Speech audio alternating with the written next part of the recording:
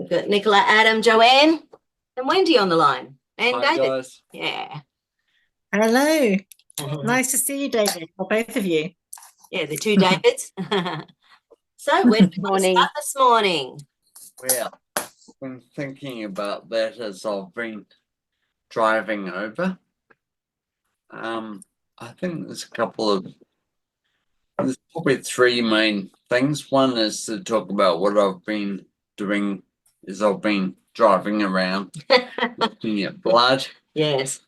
The second thing is Occasionally getting some sleep. yeah, no, sleep's been good. Sleep's important. The second thing is the direction I think we need to go as far as the live blood checks are concerned. And I'm going to write a bit more about that. We could drop in on the last Substack I wrote yesterday. Yeah, I've got that open somewhere. Which is quite fun. And then the last thing was that just looking at some of the therapeutic options that are available and, potentially how we can muscle test for those. Interesting. Yesterday afternoon, I had my most damaged client at the moment. She tested up to 6 of the capsules of sodium citrate a day. Right. Okay. That's interesting. So that would be. I didn't do it because I don't have any, but I thought I'd discuss, who would know. You in? Oh, there's like 10 in there, so that would have lasted her. Bring some more. I've got plenty. And at that dose, maybe powder is better because she already takes her Zeolite and Cardio X and stuff. And the powder is going to be more affordable for sure. So where would you like to start? Right, where would I like to start? Okay, so what have I been doing? So we're in the first week of February. In Australia. Okay, that's confusing, isn't it? Last day of January for some. Right, so in the first week in December, I went and spent 6 days at Nanango, which is a small country town of 3,500 people, 2.5 hours northwest of Brisbane. It's largely a rural community servicing the farms and other industries. I saw 42 people there and spent an hour with each one looking at their blood. And if there was time for 15 people, I also looked at their drinking water. 41 of the 42 were unvaccinated. And then I did a couple of days looking at blood, and then I presented on the Saturday night. I guess there were two key things. One, everybody's blood looks the same. We're dealing with a systemic problem now. Yeah. And the other thing was I really didn't have any solutions other than saying, this is not good. Yeah. And that's why we've been trying to find solutions that are cheap, that people can at least start to implement some really basic things. Yes, because there's a lot of solutions. Well, there's a lot of potential solutions, and everything costs money. So we need something cheap and easy to get.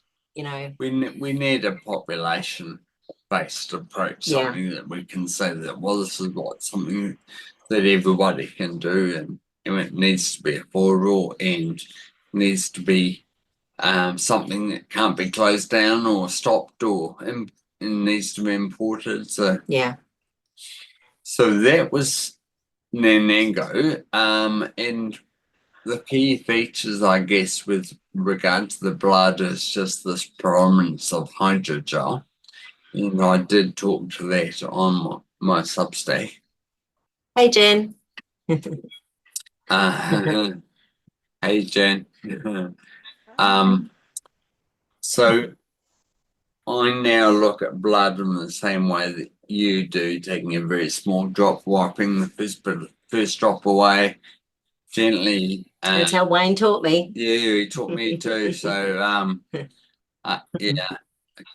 And that technique's obviously been used overseas as well, because somebody wrote a full, Patty wrote a complete how to do this on my subs in one in the comments section of one Yeah, of my right. subsects recently, so that was helpful. I think we can actually see with the naked eye is the small blood drops moving out across the slide under the cover slip. You can actually see Yeah. now Yeah. that you can actually see the hydrogel in a way that we couldn't see before. And I think that's And like Heather was saying yesterday, recognizing it as part of the thing. So, well, if you just think it's a oil bubble or something like that, because we're putting, the immersion oil on there. So I was always taught, those sort of bubbles were just the oil, but they don't look like it anymore. They used to be circular little bubbles of oil, and they're not that. I think it's important that we look at, developing a protocol or a standard or a way of looking at the blood.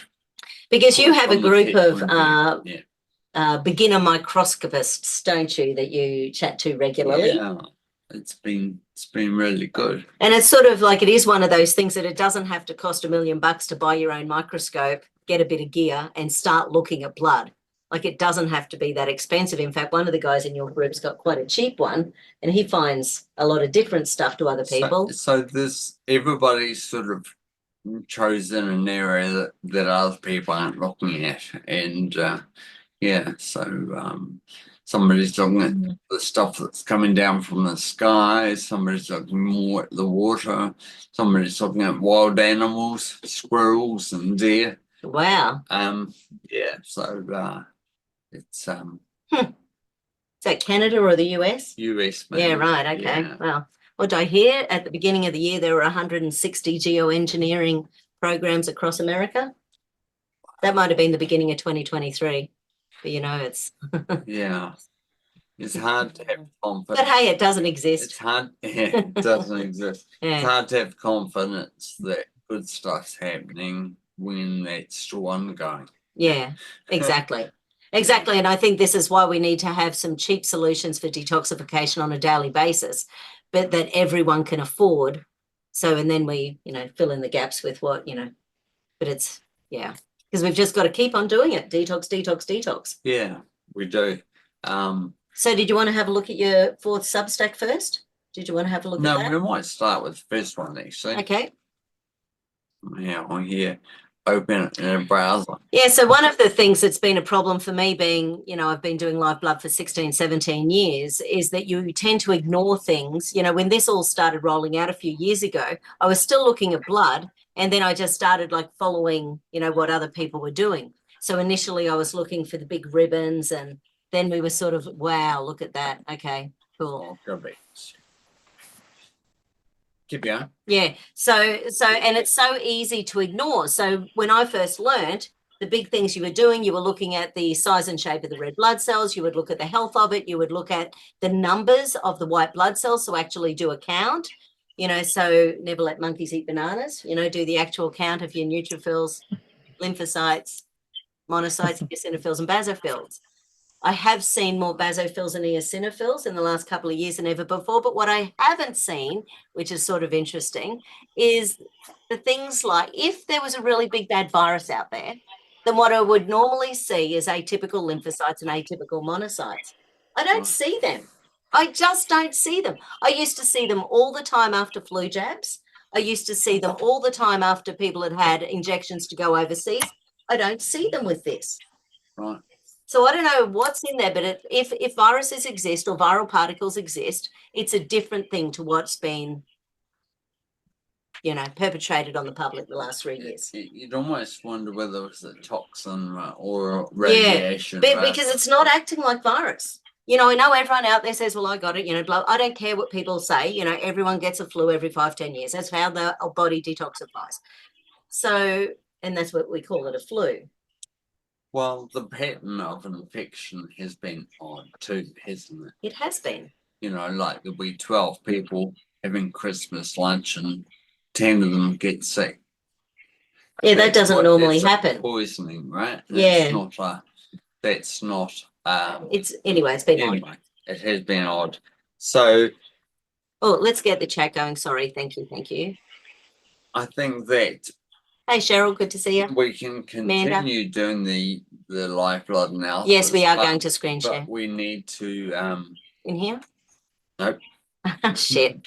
So I think the first thing we should do is have a look at the edges of the sample Right. and see how much hydrogel is on the edges. And this is typically what we see. So between the three places I visited, I did a count up yesterday, and I think it's about 115 people. And the majority of the people, the edge of their blood sample looks like this. Right.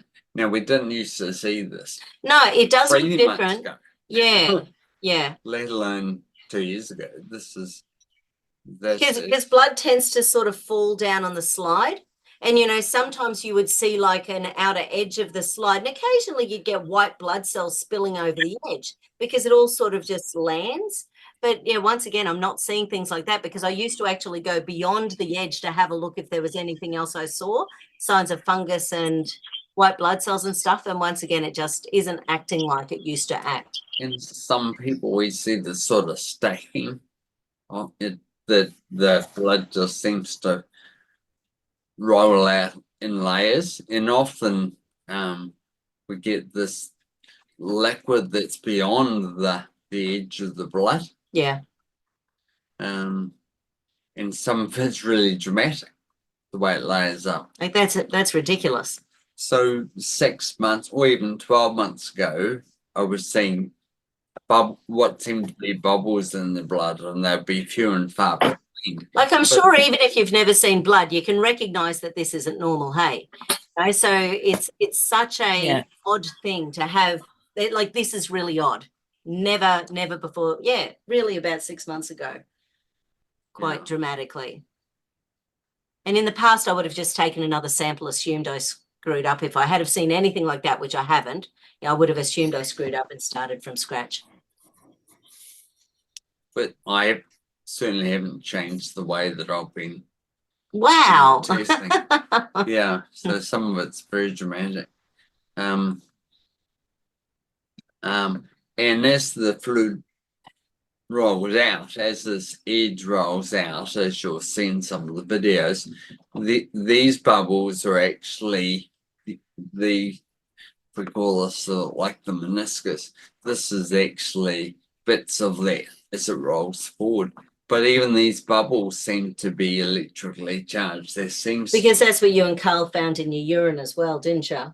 Yeah. Pretty bubbly yeah. patterns. Yeah, but it's interesting. Sometimes, do these bubbles contain hydrogel? Or, as I'm beginning to think with a lot of this, the hydrogel is actually the bit in between the bubbles, and these are actually gaps in the hydrogel. Right, okay. And, as Carl has articulated, it's probably not just hydrogel, it's probably a soup. Carl is of phenomenal. He's like lipids. he's a non-medical person, but he was suffering from Morgellons, 10 years ago or something? No, 3 years. 3 years ago, Very right. recently. So, and then basically, started looking at stuff and trying to find solutions for himself and other people. And he's a phenomenon. He is. He just has gone to the next level with everything. It's amazing. He's very focused. And he won't let anybody tell him he can't do something. No. He just does Very more good. reading until he figures it out. But so I would have said in the past that this was the hydrogel Right. black, but now I think that the hydrogel is actually in here, and this is the gap in the hydrogel. Right. But having said that, we sometimes see material inside of here as well. So, Yeah.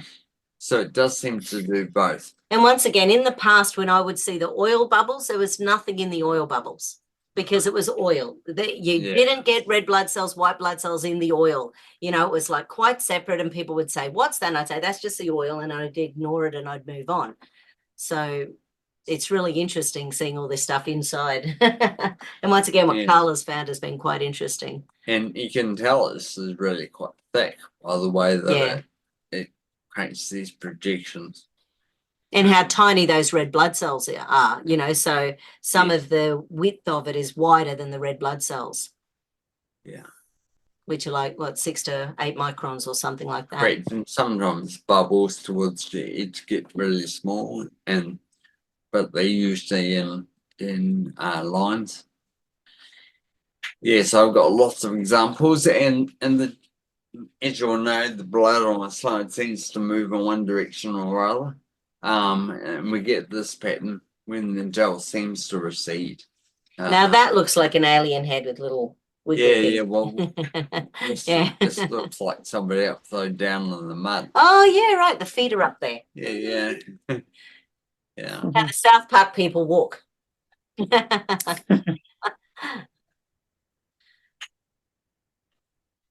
And then occasionally it's very dramatic at all, if the blood's a bit thicker. In fact, I only saw this a couple of times, but it's quite clear in this sort of situation that Yeah. the hydrogel was the mouse area. The hydrogel's this bit. Yeah, And yeah, the right. gap is this bit. Yeah. So then you started looking at solutions. Yeah. So I'll just play some of these videos. Wow. And that's how it appears on the slide. It just sort of rolls out. Now, blood obviously never used to do that. No. But you can No, I've never can seen the see edge it. of a slide move like that ever. You can see the bubbles forming behind the edge. You can see how that That's crazy. forms.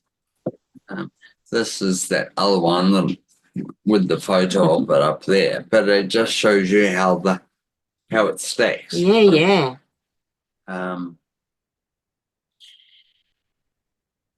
It's like chemical trails. Yeah. Okay, so that was the first in a series. I'm calling that Live Blood Checks Part 1. Yep. Microscopy of live blood in the nano age. Yeah. So if we go back, yes. Yeah, it'll be good to have a look at the EMF again, sort of there were some experiments done a year or two ago where basically under the microscope, sort of some they brought EMFs close to it to see what happened to the blood. I wonder, what did they use? Was it a modem or phones or something to, so what would they use? Yeah, I haven't been able to replicate. Right, okay, cool. Yeah. I had to Google Yule, because I knew Yule was a contraction, and I wasn't sure whether it was YA''LL. Y'all. Yeah, or Hey, y'all. Yeah, but apparently the contraction is Y''all. Anyway. So when there's this much soup or hydrogel around, it's more apparent that the ribbons actually line up with the bubbles. So you do think these ones are in the blood? No. Oh, okay. Well, I think we've made a mistake by actually focusing on these structures because I think they form really fast. Yeah. So the best sort of an analogy I've come up with to date, most people have made jelly by using sheets of gelatin. Well, they've seen it on MasterChef. Right. You get the sheets, the flat sheets of gelatin, you put a bit of hot water in there, melt, and you make jelly. Right. This is like the opposite of that. Okay. So we're changing the physical conditions and the sheets are dropping out of solution. Because we're taking a blood that's at 37 degrees surrounded by more blood and we're exposing it to a lot of oxygen, changes in temperature, changes in pressure. And where these gaps are, there's obviously different conditions as well. It may well be that the oxygen level in here is higher than the oxygen level Okay. and just nearby. Because these things when there's a lot more hydrogel around, it's a lot more obvious that these things are forming near the bubbles. And so I've got lots of examples of how this seems to happen.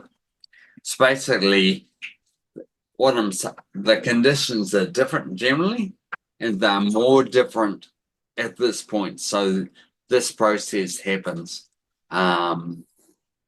near the bubbles. Are you checking the chat on the side, No, but I probably should. Okay. So just as an aside,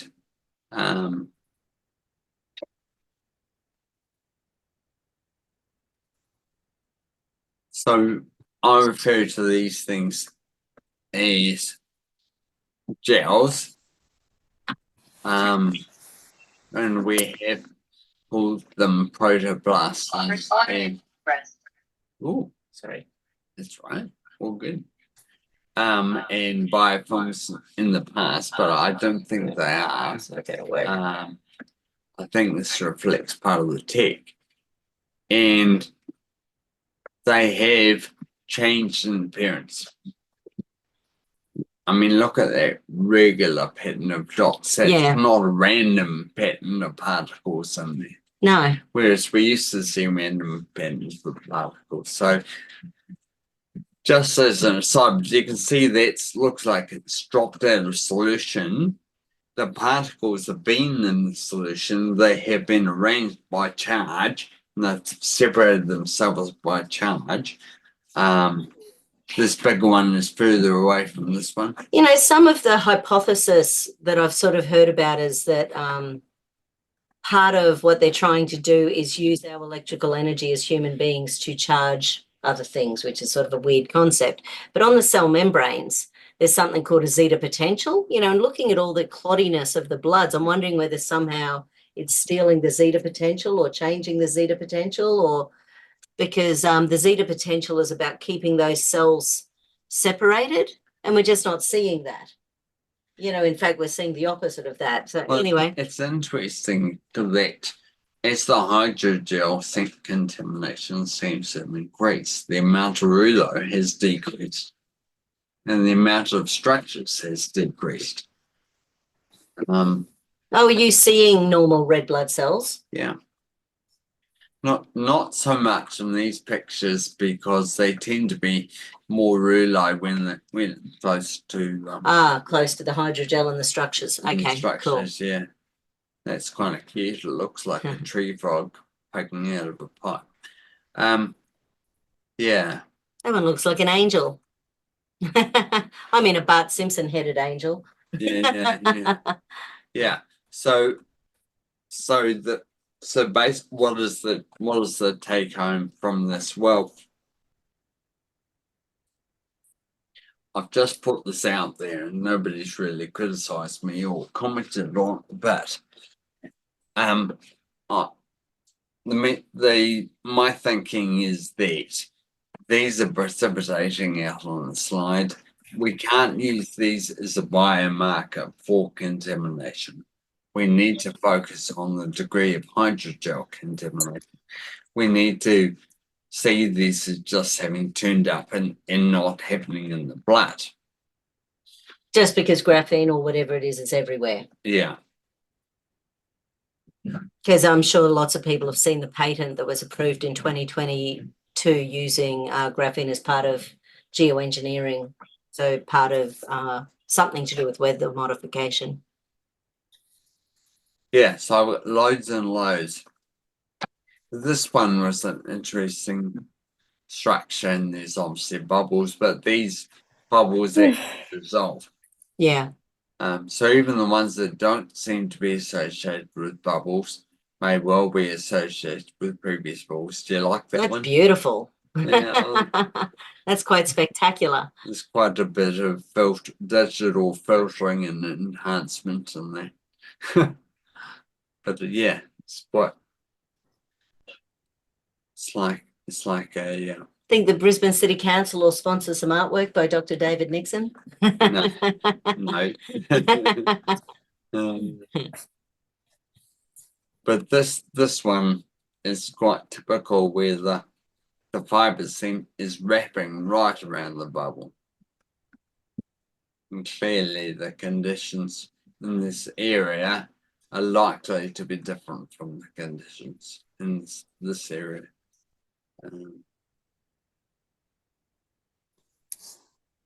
So I did a bright field version of one of those. That ended up being in the wrong place, but never mind. Yeah. So loads and loads and loads of examples. I hadn't realized I'd actually put so much in here. Anyway, this Yeah. can serve as a backup. So that's probably my favorite one. Was that structure just wrapping around the bubbles. So as I put here, my current thinking is that they are a consequence of the polymers or the proteins precipitating out of the slide.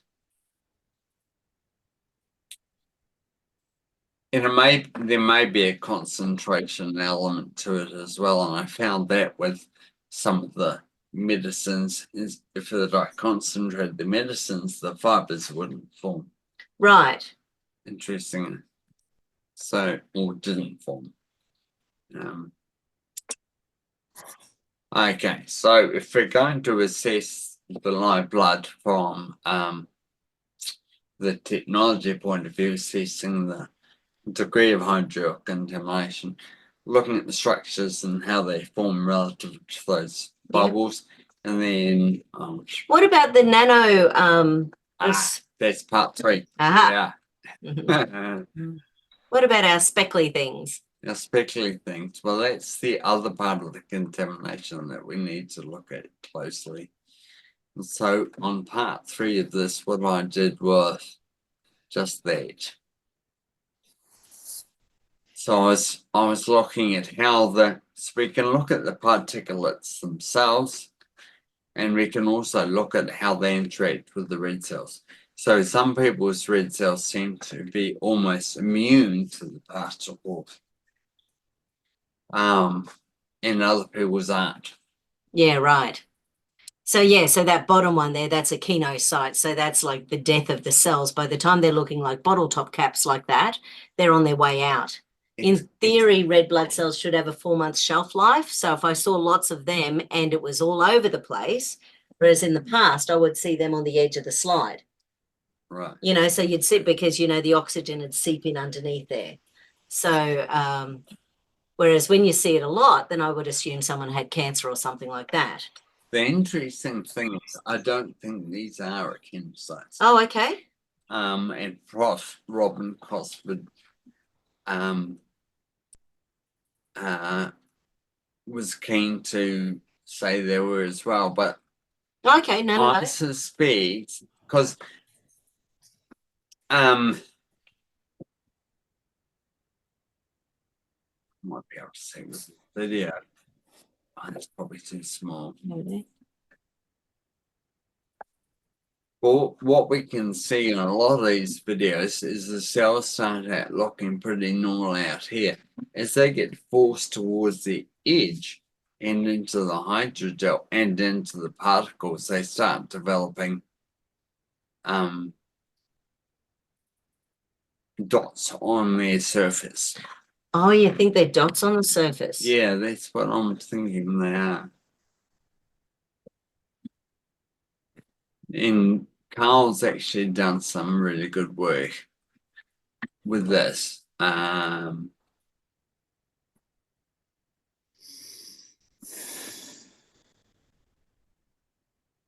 And you can actually stain the dots, and he's actually got pictures with these dots different colors. Of course he has. Yeah. So it's more than just what we've seen in the past. And that would make sense. So the people whose blood cells seem to be impervious to this process are those that are fit and eating a low carb diet. Right. Yeah. And maybe that means they've got a better Constitution, or a better charge on their cells. and maybe that's the people who do, sort of work on, like things like, meditations and Rife machine or bioresonance or, well, anything good for us. Lots of protection around the house, lots of crystals, lots of, maybe all that stuff helps. We need more crystals, yeah. We do. I never put mine outside to cleanse. I really should do it while we've got a sunny day. Although I'm sure that'll be over by 1 o'clock. The clouds yesterday were interesting, weren't they? Oh Did you look at man, them? perfectly blue sky in the morning. Lots of clouds with lots of microwave radiation on them. Yeah. So the colours are changing because I'm changing the filtering and filtering out the lighter coloured particles. It's possible the lighter coloured particles are chylomicrons or normal particles, but these darker ones, which are moving quite differently and larger, Yeah. aren't. And the classic thing from a naturopathic perspective, once again, when I learned a long time ago, it was if someone had had any fat in a meal, then you would expect to have some chylomicrons. Now look how pretty that is. Yeah, but they ain't. That's not chylomicrons. They're not chylomicrons. Yeah. Yeah. And the further south I went, the bigger the particles got. And Wow. I think the spraying down, or the geoengineering in northern New South Wales has been really bad. So I don't think these are chemocytes. I mean, there may be an element to that, and there Yeah. almost certainly is, but I think a lot of what we're seeing is actually drops in the particles. So this one's interesting. I mean, could the red blood cells be taking them in through their membrane? Because if They they could are be. nano, then They could be, and these particles that are moving here certainly seem to be within the cell. yeah. Because in the old days, once again, Heinz bodies were classic little red blood cells that still had matter on the inside, but they hadn't been fully formed before being released from the bone marrow. But they didn't move. There was no moving stuff inside the Heinz bodies. They were pretty much a red blood cell with lots of bits and pieces inside. And I was hoping I'd be able to get a larger image. So hi to everyone. So I'm David and I'm working here with Madonna as a counsellor. Now, one thing that I'm wondering about is with these things, is it being made internally from some sort of stimulus? Or do you know what I mean?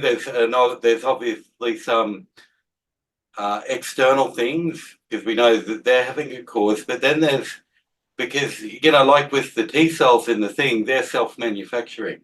yeah, And so what I know about trauma responses is that, like, for example, they did the adverse childhood experiences tests. Now, they found children with adverse childhood experiences ended up with physical things like, 10 times the likelihood of having heart attack or 40 times the likelihood of. So the psychological component has a physical effect. yeah, And a stress response does that too. And the other thing, because I studied family counselling and also institutional, family and institutional things, and wherever there's betrayal, trauma is amplified. And therefore, and everyone feels betrayed, whichever side they were on the treatment that was offered in the pandemic. And so betrayal amplifies trauma, which would amplify stress effects, they've proven that the stress responses have physical outcomes, yeah. especially when they're in younger people. Same with adult people. And I'm just wondering, maybe because of the situation, there'll be a stress response because technically people have trauma that's resolvable usually, like especially there's been a lot of people dying and very sick. And there's standard ways you can do it, and they're becoming less treatable. And it looks like what it's called in counselling is traumatic grief, complex traumatic grief, when there's more betrayal. And I'm just looking at that, wondering if because as a counsellor, I go, well, if I can get under that, maybe the body will stop producing the garbage. Not sure, just an idea. I think what we're looking at is contamination from the outside. Yeah. And I do think we're seeing evidence of assembly of structures and other processes going on within our bodies. Mhm. Does hydrogel self-create? Like, has Karen Kingston found patents associated with hydrogel replicating to a certain size in the body or anything like that? Well, we know that some hydrogels can absorb 400 times their weight in water. Right. So Okay. they can swell and they can. Oh, they're like that Certain stuff they put things in the in- ground when they're like in desert places and they hold Yeah, the water. that's a form of hydrogel Right, in that process, yeah. Right. Like sponge. But I think But I mean, I agree, David. Like, the higher the stress, the less the body can detoxify. Absolutely. Especially betrayal, and a lot of people feel betrayed. Whether Yeah. they took it or they didn't take it. They feel betrayed by the institutions that they should have trusted. And that amplifies trauma, so therefore stress response, and that will have a physical effect. it will. Totally. I quite actually- agree. And I it will have a direct And it, effect on the immune system. I wonder if they've done any blood work on kids with expressed trauma, and I might have looked that up actually. yeah, right. I've never thought of that. Anyway. Because one of the things that I teach in kinesia is about fibrin. So fibrin is just a substance that the liver releases when the body's under stress. And going back 10,000 years ago, it would deliberately release it when we were about to get attacked by a tiger. Mhm. So when the tiger pounced, you clotted and you didn't bleed out and die before you got to the medicine woman. So for the kinesiologists, it's about muscle testing the liver and asking around fibrin. And if fibrin is there, then it's acute phase response, which will be in people, who have trauma, that will clot the blood, thicken the blood, make us Right. tired. But it can also do a lot of damage, cause a lot of rouleau, the stickiness of the blood. It does damage the zeta potential, absolutely. So, but I don't see a lot of fibrin in people these days either. It's a different thing. Like, it looks so different, these days. Oh my gosh, look, normal red blood cells. Remember the good old days? I remember it's- seeing my blood look like It's that. Yeah. it's Except they had a tempting bit more. to say, well, things have got better, the blood cells are looking better, there's less rouleau, there's less structure. Yeah. But I think that's a mistake. So what I was trying to do was show you the cartoon which we found in a paper which describes white cells taking out quantum dots, Yeah, right. which one of my colleagues found, and that we shouldn't be able to see quantum dots. They're No. supposed to be too small. So to have the But it's the scientific community saying that they are taking them up and yeah, right. suggesting that they probably look like this is amazing. So these are the dots that are being taken up by the neutrophil. Beautiful. Yeah, and these red cells don't look too bad, eh? No, looking good. And again, for kinesiologists, you could actually use the muscle testing for the immune system and then check in relation to neutrophils, lymphocytes, monocytes, eosinophils, and basophils. So Just sort of balance the body to it.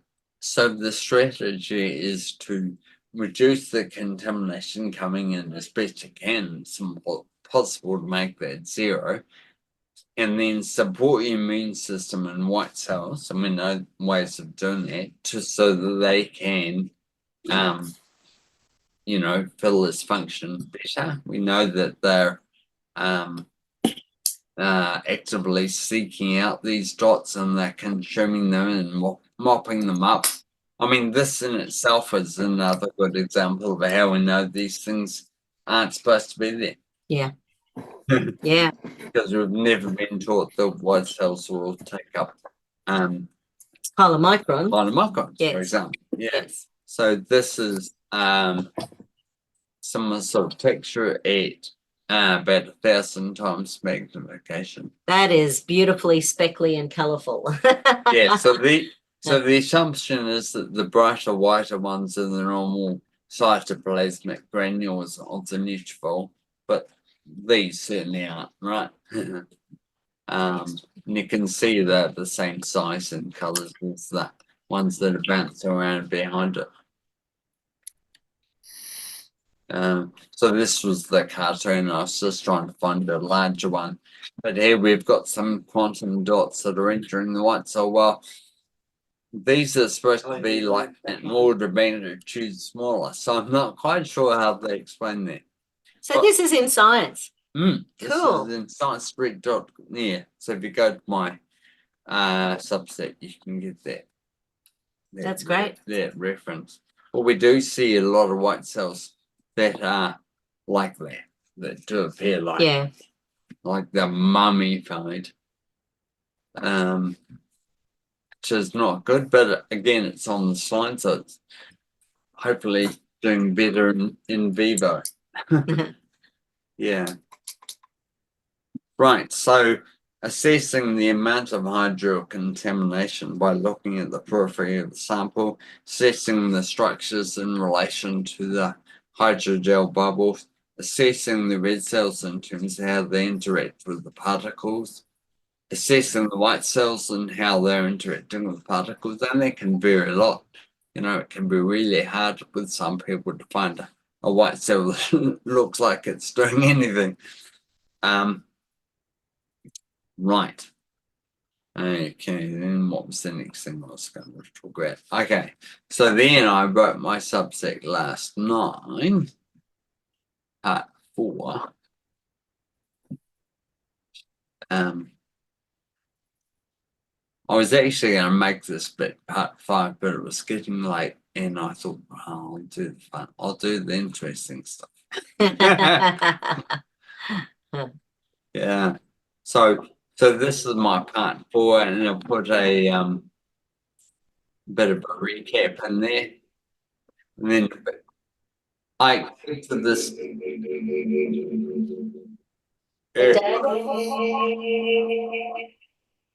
We've got some feedback. Had some. Awesome. Cool. Okay, so I expected to get some sort of comment on, and people saying, well, actually, no, because the implication of this is that, you know, that practitioners that are using the structures as markers for treatment shouldn't be. That's really what I'm saying. So we need to be focusing on the hydrogel. On the hydrogel. Yeah. And if you can see it with the naked eye, then we should be able to develop an assessment system that people can do themselves. Yeah. Okay, so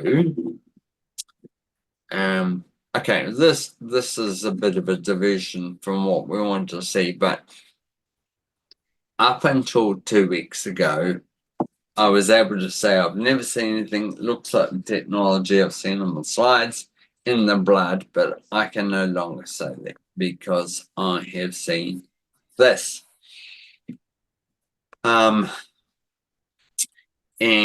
even this magnification, these black squares are highly suspicious of the black squares that I've seen in salt and Ceylon and and all the injectable medications I've looked at throw these black squares up from time to time. Some solutions more than others.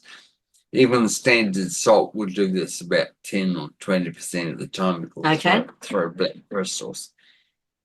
Actually here. Oh yeah. Okay. So this is using the 100 times oil immersion objective. I had a discussion with Matteo Taylor and Shimon about the structure. Matteo's summary basically was the jury is out as to whether this is tech or not, and if it's not tech, then it's something rare, and we need to get hematologists or somebody to comment on it, which we won't obviously. But his eye was drawn to this area here because he's always looking out for areas that show discrete components. Right. But Matteo and Shimon are both electrical engineers. Yeah. But obviously there's a few crystals in here that look a bit sus too, particularly this one which has got 4 coloured dots in it. Yeah, right. So I've got, And I do wonder now, because they've had nanotechnology in food since 2007, so they've Prob- changed the law to, that generally regarded as safe, GRAS. So if it was ever in a big something in the body, then they made it nanotechnology and popped it into our foods and said, oh, well, it's generally regarded as safe, so I'm sure it's fine. Which makes me then wonder about the crystals I've been seeing over the years, because that's around when I started doing live blood, but I always assumed they were cholesterol crystals or uric acid crystals or something like that. yeah. So we can't put these down to being cholesterol or uric acid crystals. I mean, it's just I don't Just believe not, we can. and not with the nano tech, or, the nano quantum dots or whatever they are in them. Exactly. So anybody wants to have a closer look, but this is that square again with the second one's blue, that one's gold. Yeah. So this from a 70-year-old unvaccinated patient who was feeling pretty fit and healthy and thought was sure her blood was going to be fine. And as always, it was at the end of the day. And this is the second one, which was Yeah, right. shortly afterwards. And whereas this structure seems to be, oops, it's your mouse again. One little mousey. Okay, so this one seems to be crystal based. This structure seems to be gel based. Right. And even if we just look at this black square Yeah. and ignore this one and this one and this one and these straight lines, even if we ignore all that and just focus on this bit, this is weird and very reminiscent of some of the technology that I have seen. And this is a bright field image, and you can see that it's clearly a different material. It does seem to be made up of 2 smaller rectangles. So yeah, I've went to town on the color filters. So that's photo stitch. So again, they're all on my Substack. So the guy who, this was a 20-year-old guy, he was a carpenter's apprentice, he was unvaccinated, but he did have quite a high EMF exposure. Right. And this was his degree of hydrogel contamination on the side. And he took activated charcoal 1 teaspoon a day for 6 days, and his blood was significantly better. There were areas where there didn't appear to be any hydrogel at all, which wasn't the case previously. This is a colleague that you and I know, who shall remain nameless, who's been experimenting in a very disciplined way with activated charcoal and has managed to get her blood to go from here to here. So basically, all That the was gel, over, all the ribbons. was it over 3 days or 6 days or something? Yeah, it was less than a week. Yeah. And we left with this thickened meniscus on the border, but everything else had gone. The structures and the gels. There were quite a few dots that still left. Did she just do that, or then she went on and started purifying her water as well? I see. Good point. So, so this basically somewhat nicely leads into the discussion of, what we can do about it. And I think that also leads into what David was talking about. We can't just show the bad stuff. We need to be Got to have giving positives. some Yeah. solution. And I think the key thing is to focus on reducing the contamination as best we can. And the most obvious place to start with that is looking at water and how people are consuming their water, Yeah. getting it from, and then looking at the option of activated charcoal. Because that's easy and cheap. And It's once again, the easy and cheap. kinesiologist, that's an easy thing to add in. Ask the body. I just do a heap teaspoon in my collagen every night. It's got no flavor, Yeah. And funnily enough, another colleague of ours, she uses activated minerals, to just keep their Yes, teeth nice and strong. We need to get Yeah. a bit more info on that. Yeah, I was thinking that I was driving over. Yeah, I'm sure there's a cheaper version, but basically what I've been doing I'm then sure is there was adding. some cheap version. Yeah, no, because it was whatever she's, that thing you do at the chemist's.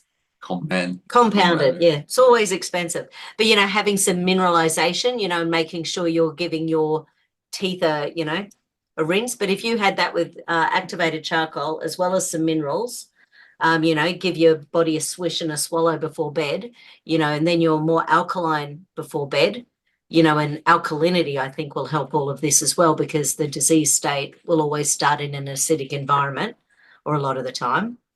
So activated charcoal production is really interesting. So my understanding is that coconut shells make the ideal starting point. Right.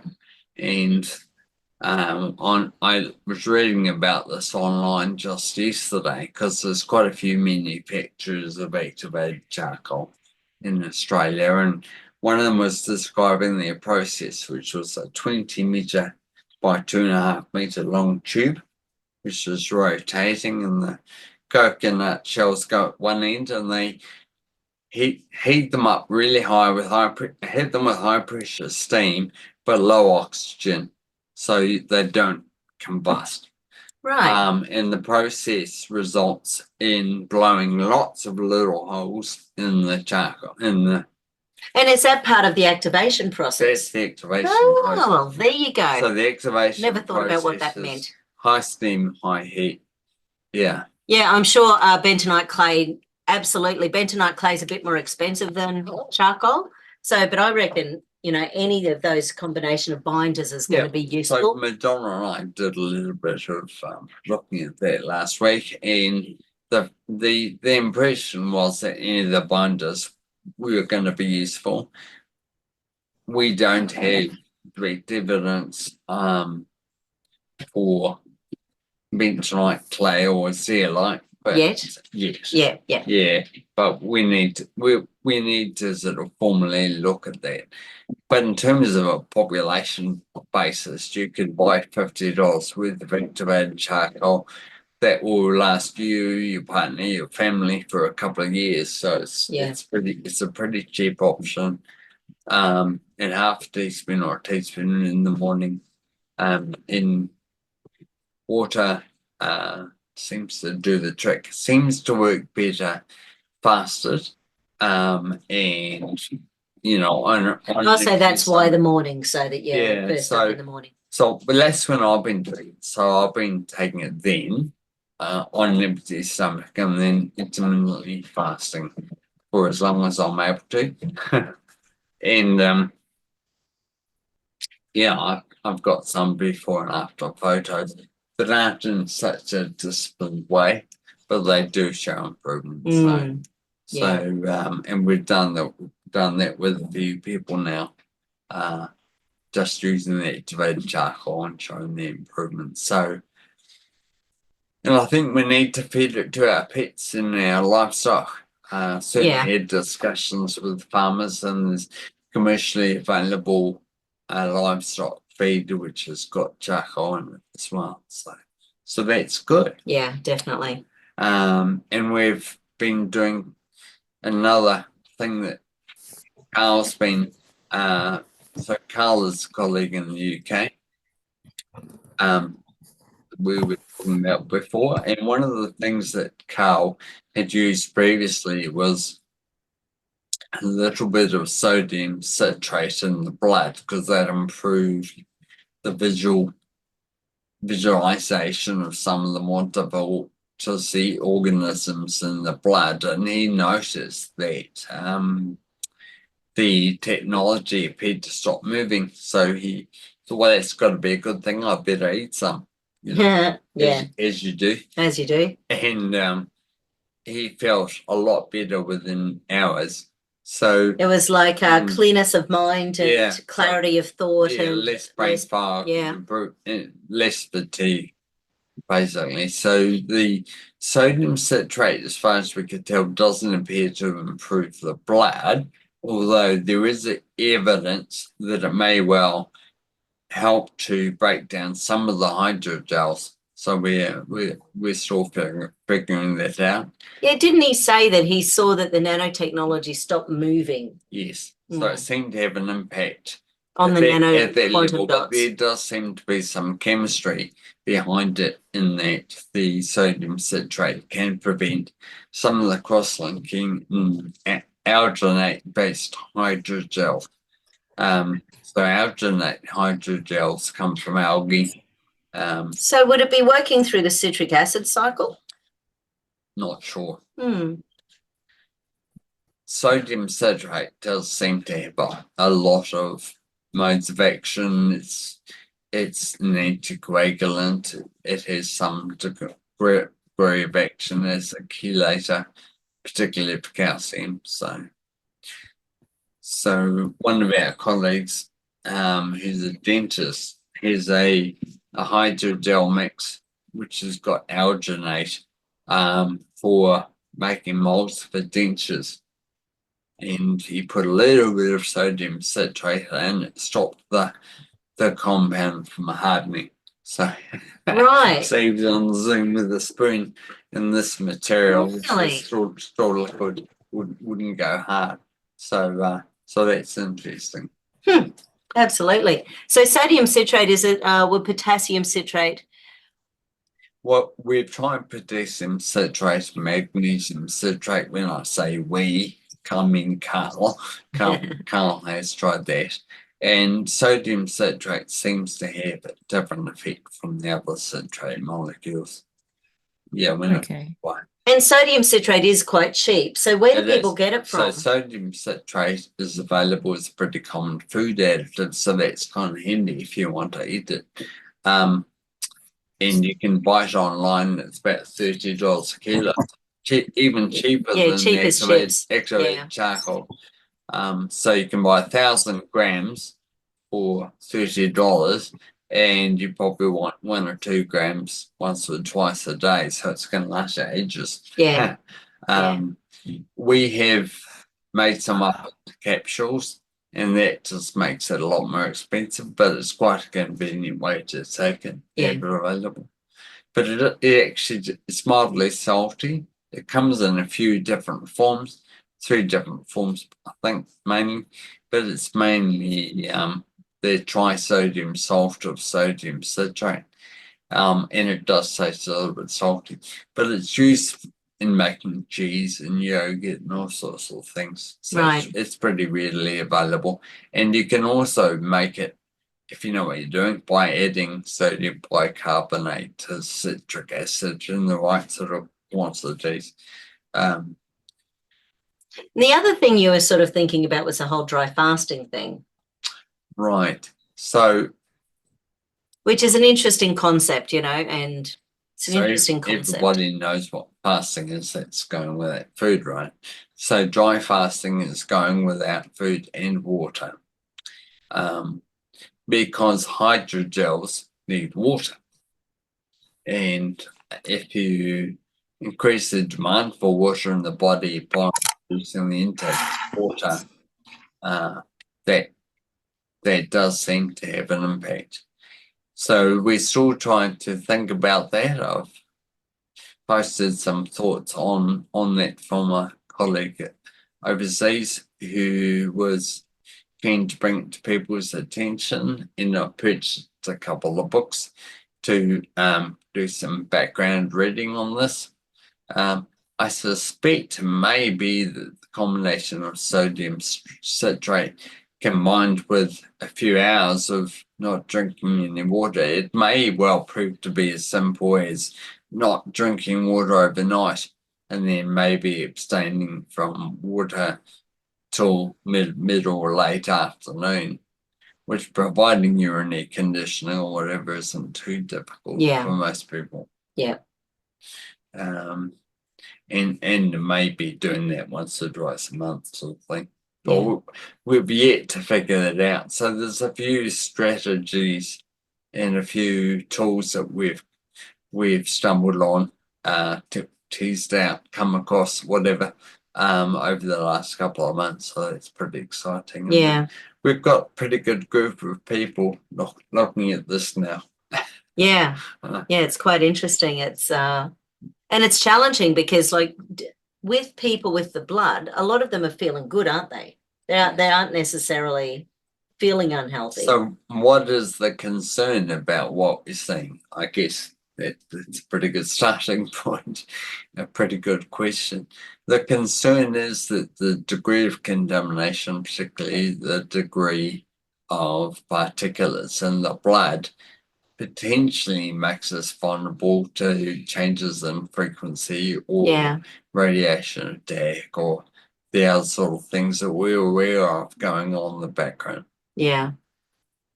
And at some stage our genes, our ability to cope, is it's going to go downhill if we're not looking after ourselves all the time. Yes, and when I see the stuff in the blood, I think shark, not dolphin. So if we can return the thing back towards the where they were before, the better. Yeah. Yeah. So cleansing our water again, talking about our water supply. Coming back to the water, Carl's pretty adamant that reverse osmosis provides the best available water, but that's not practical for a lot of people, and you do need to change the filters a lot more regularly, like every 2 or 3 months, and that's an ongoing expense. So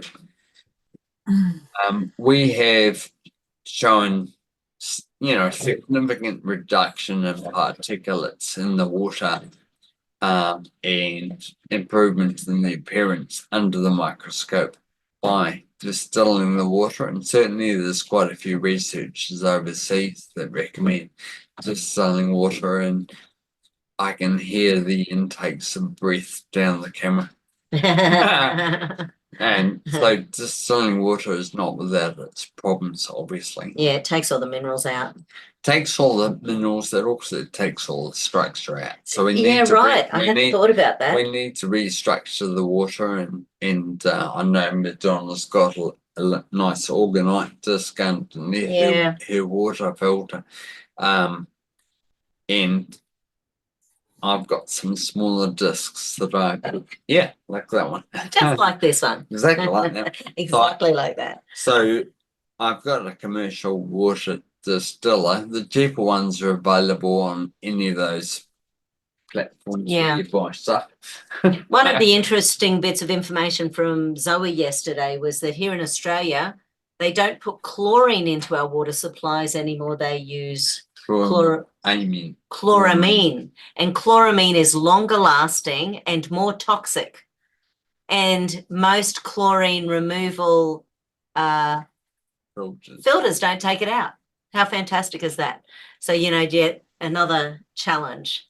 I've been using if anyone gets a terahertz wand at any stage, have it on your shopping list at some stage, you can terahertz frequency your water as well.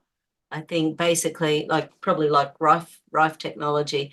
If the cells are normal, it just goes through it, but as soon as it sees something that isn't supposed to be there, it sort of speeds up the frequency to help to wake it up, to break it down, to shimmy it along. It's very interesting technology, and I'm keen to learn more. There's some interesting stuff. We've got to get that water supply clean, in whatever way we've got to do it. So you can buy a cheap water distiller, and if you're using it every day, which will be mainly last 12 months, but it'll only cost you $80, $90. Right.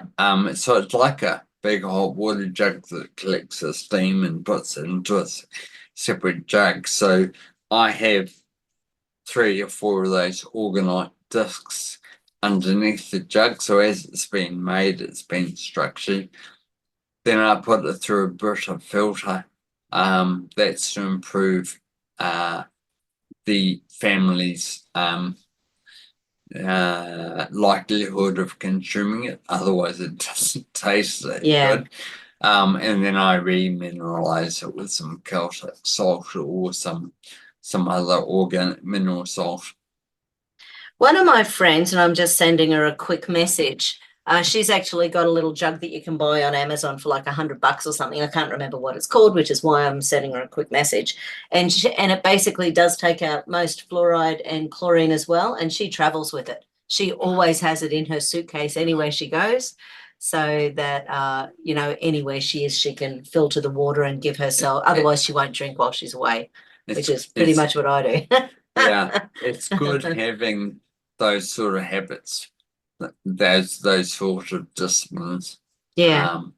to stick to. We've got to do, Yeah. and because we can't trust, and I know Jen, you know, over in Canada, there's they're doing all sorts of shenanigans as well. So very, Makes very it hard, aware. you know. You can't go out and have a coffee at a cafe. Yeah, if you don't we know just pull what these colour out as our little filter. coasters. Structure our coffee when we're out and about. Yeah, but you can't filter it. Maybe they're only Yeah, using yeah. tap water. Yeah. Or Yeah, funny. insufficient filtering. No, Yeah. got to. Because the colleague who showed her blood, the second she was doing the activated charcoal, but she also did purified water. They haven't been drinking purified water, and I'm like, man. Yeah, she was drinking tap water and the hydrogel was coming back very quickly. So she got a water distiller and remineralized it. I don't think she's structuring it yet. Yeah. But it doesn't yeah. have to be expensive. There is like in Australia, there's a group called Grander, and they've got these little things, discs about yay big, and they're about, I don't know, $200 or something, but they last forever. You know, so I've got one of my water systems sitting on that, and you know, bit by bit. Yeah, so the whole orgonite thing is another conversation itself. So these discs usually are a third quartz, a third resin, and a third metal. And the metal apparently acts as an antenna and helps to charge the water. I'm not sure if that's the really best terminology, but it helps to structure the water. And then that leads on to a conversation about what structured water is. But basically, in this context, structuring the water helps the body absorb it better. So you actually need less water if the water you're getting is structured water. And water that's contained within vegetables and fruit is in a structured form. Finite, that's my Right. understanding. Okay. Yeah. The research was from Germany or somewhere. The guy who certainly started the whole structured water thing was very much about, because it used to come off the mountains through the thing, and that's very different water to what we get in the tap. And of course, so if people want to take it further, one of the books that is usually recommended is by a US doctor by the name of Gerald Pollack, and the book's called The Fourth Stage of Water. So he describes, he terms it easy water. So that, you know, water comes as solid, liquid, and gas, but it also comes as easy water, which is structured water. I'm pretty sure all the water within our cells is in a structured form. yeah. And it allows water to be a conductor to some extent. Yeah. Yeah, that's my understanding. But there's a lot of work to do there. Yeah. It's a whole nother thing. We need to have groups in our community that are focused on the water. Just like we need to have groups that are focused on protecting our food supply and protecting our animals. We need to be growing food undercover. Vertical farming. You're agreeing with Bill Gates. Yeah. Yeah, not. Oh dear, I know. It's a worry, isn't it? One of my clients, she was growing a whole bunch of stuff. There was a rainstorm, obviously, and pretty much everything died. So she was so disappointed at her first ever, you know, You know, 'cause well, there was so I much had, crap in I the had a rain. friend who grows bonsai in New Zealand. And after a rain event, everything that was out in the rain curled up its leaves, but he managed to resuscitate, you know, almost all of them by using low concentration hydrogen peroxide and sodium citrate. Really? Yes. Oh, that's interesting. So the only one that wasn't resuscitatable was the marijuana plant. So how is hydrogen peroxide helping people? What's that doing? Well, it's adding oxygen basically. Right, okay. That's my understanding, but I think there's pretty complex chemistry going on there too, and Right. I haven't really explored it all that much. But I have had people tell me that the sodium citrate does seem to work better for them if they take it after they've had a low dose of Yeah. hydrogen peroxide. So you've got to get the food grade, got to be very careful with it because the food grade one normally comes to 35%, and that'll, you can't.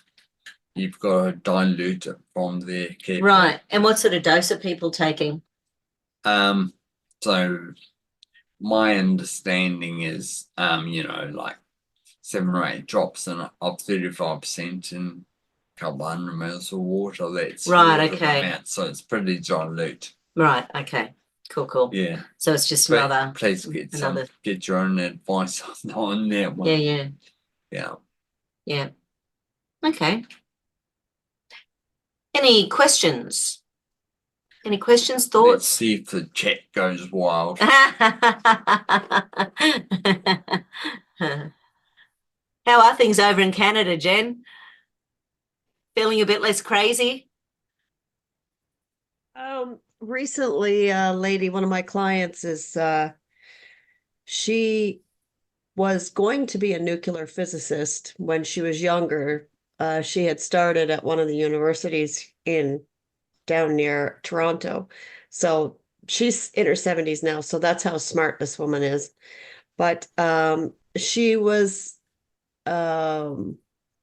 heard that they are now going to start vaccinating people in Canada for to raise their immune systems so that they don't get COVID and they don't get sick. And she said they're going to be using like a protein.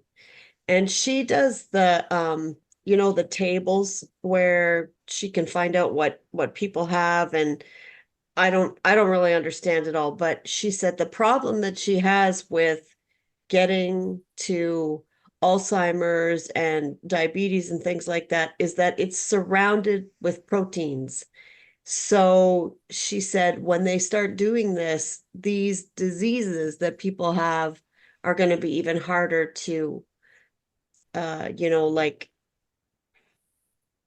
make it better because they're going to be surrounded with these proteins that they're going to be injecting people with. And so that was in the last few weeks that I heard that. I'm like, oh my gosh, like it's never ending here with. No, it's never ending. It's like and this is different, but about 5-10 years ago, I was at a conference and this guy from Maryland University in America, he was an Italian, very cute guy. He's up on stage and he happened to be saying that they finally proved that there's such a thing as leaky gut.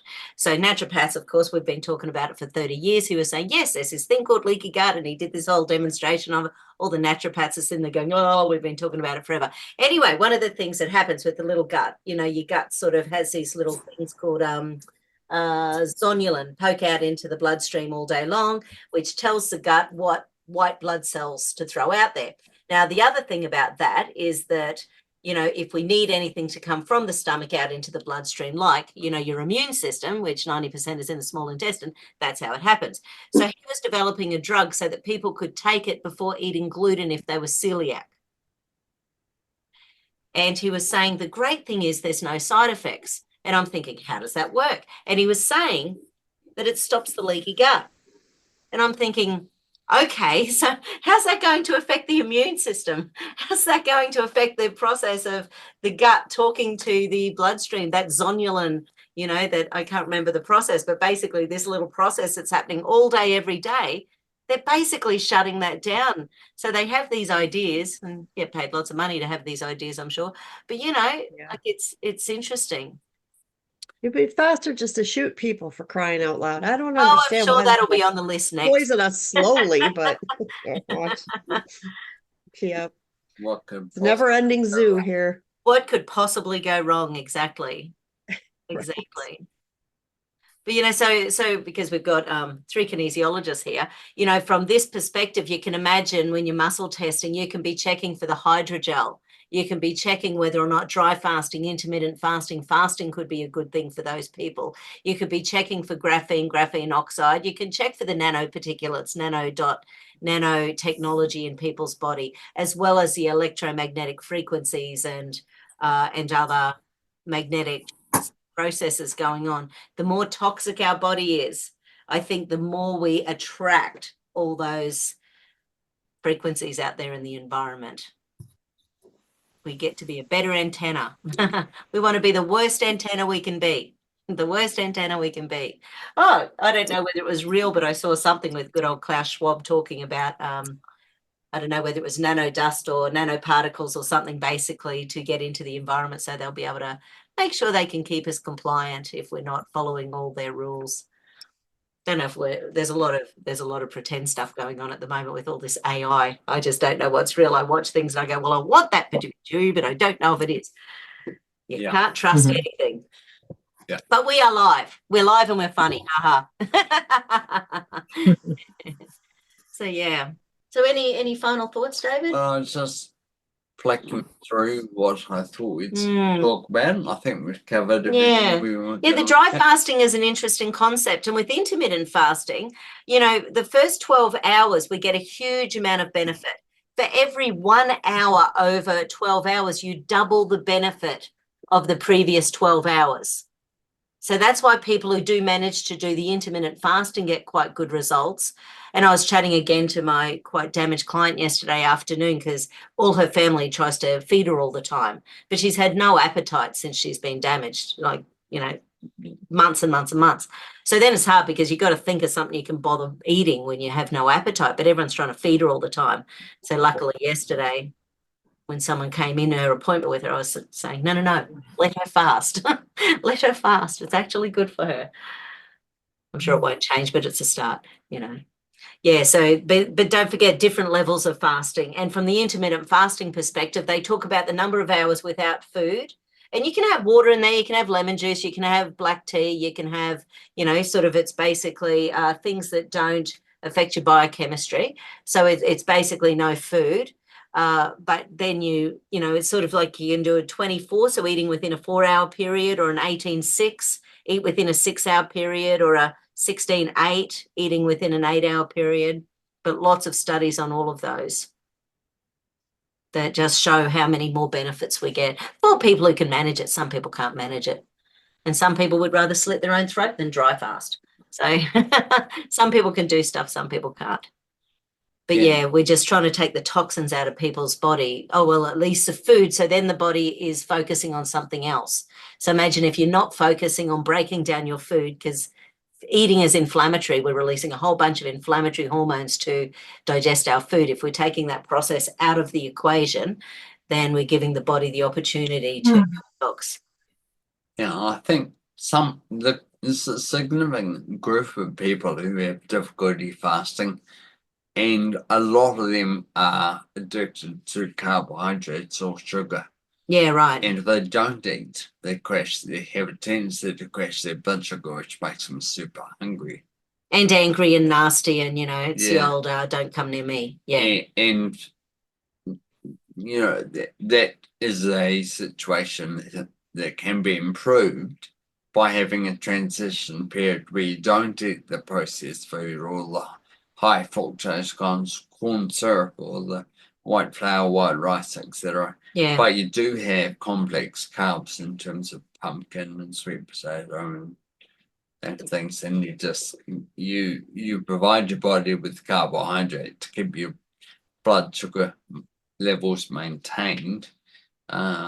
Actually, I will Yeah. mention one of the complications that's happened the last few years is because so many people were getting heart inflammation. And of course, so many studies now show that, let's face it, there's lots of jab damage going on with the hearts.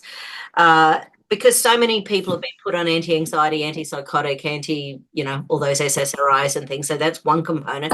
The other thing is a lot of people are being put on heart drugs. So basically, if we are on a certain type of heart drug, which one, beta blockers long-term can destroy the microbiome of the gut.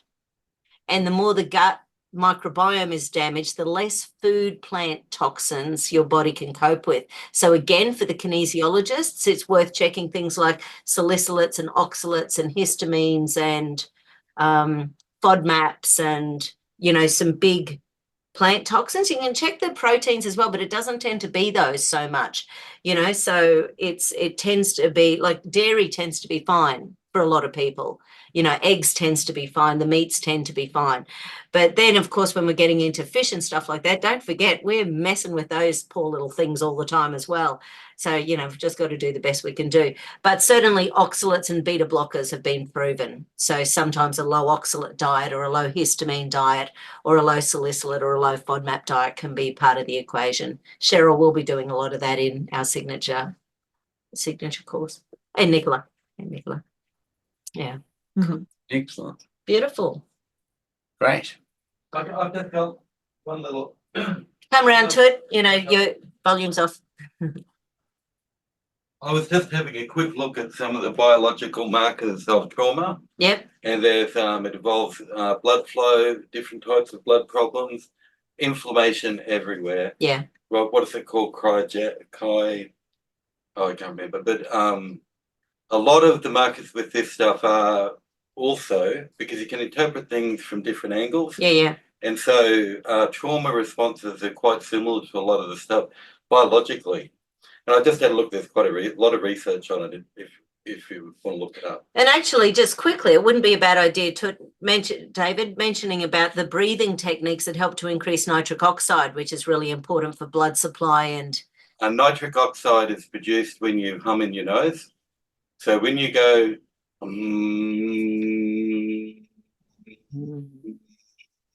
hold it and move around and then sniff it in, it'll produce, and only nose breathing, it'll produce, I can't remember, it's like 500 or 1,000 times more nitric oxide than normal.